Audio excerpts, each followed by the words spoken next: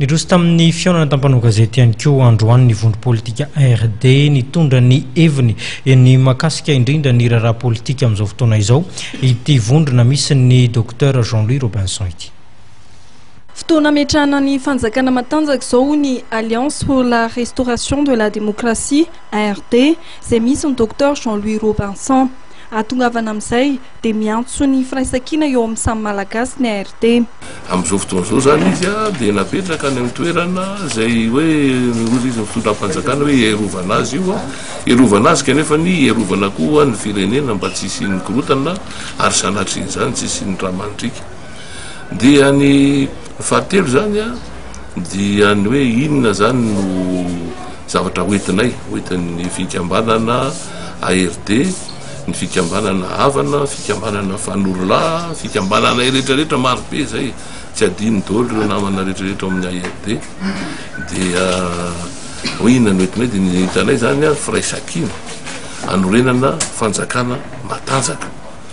Ary tsika rehetra efa mitsikera daholo hoe tilo tsy manao azy le fanjakana efa be dia be amin'izao fotoana izao miteny an'izany ngamba efa tonga any antsofin'ny mpitondra amin'izao fotoana izao zany dia izy ireo matokony fahendrentsika mitokony hanao an'izay zavatra hitatsika rehetrarehetra zay. Dia ny filazanay zany dia ohatran'ny hoe tsy miaraka ny fiarahana ihany no hery ary raha misalatsaraka sika hoa dia fasika dia lasa ny olona fotsiny ny harem-pirenena antsika tsisy manara-dalàna fa dia samy manao an'izay saim-patany dia mbola tsisy koa reo zavatra hoe volavolan-kevitra tena dinihana any amin'ny ary amin'ny anteny miera-pirenena zany rehetrarehetra zany dia tsy avelanay hijanona amin'izao fotsiny firenena vonona izahay hanao an'izay faran'izay aingana mba tonga nyity fanjakana Madagasikara ty ho fanjakana matanjaka ary ho toaviny rehetrarehetra na fianakaviany be iraisam-pirenena zany na samitsika malagasy. Izay aloha dia afaka manao an'le zavatra roa zany hoe irovanay olatra ny anak'Andriamaso ny fatongavana any amin'ny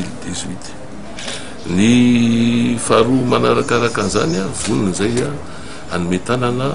tongavana amin'izany zavatra zany. Momba ny fahatongavana filoha teo Marc Ravalomanana dia manana ny ambarany docteur Jean-Louis Robinson izay candidat ho filoham-pirenena tamin'ny fifidianana ny taona 2013 ary nitohanany ny Ankolafy Ravalomanana. Tsy nanana angamba zay tsy nanana fotoana iresahana zay tamin'izay fa nanomboka zay tany amin'le hoe hidiranao amin'ny anteny miera-pirenena mba hahenona ny feonay. Raha hitarika ireny zay nefa tsisy mieno dia eo fotsiny zany hoe mijanona zay nandritra ny sy volana nijery nangina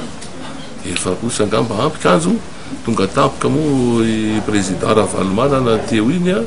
zay moa tety sisy teto toerana tamin'nisy tonga fa tany nanao asa tany velan'ny faritra tany zay dia zay ary gaga hoe tonga ao zany anina dia vetivetika eo indray dia hoe samborona dia zay amin'ireny mbola any amampikony